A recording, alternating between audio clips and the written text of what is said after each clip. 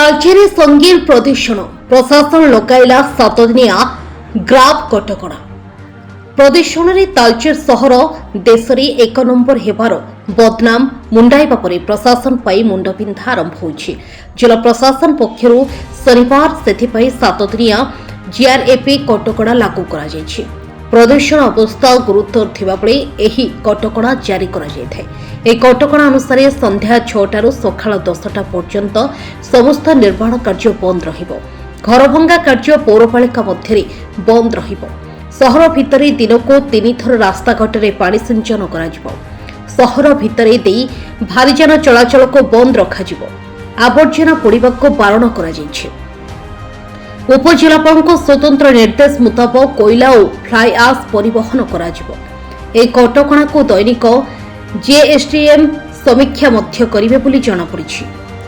Bureau report, ATV Angul.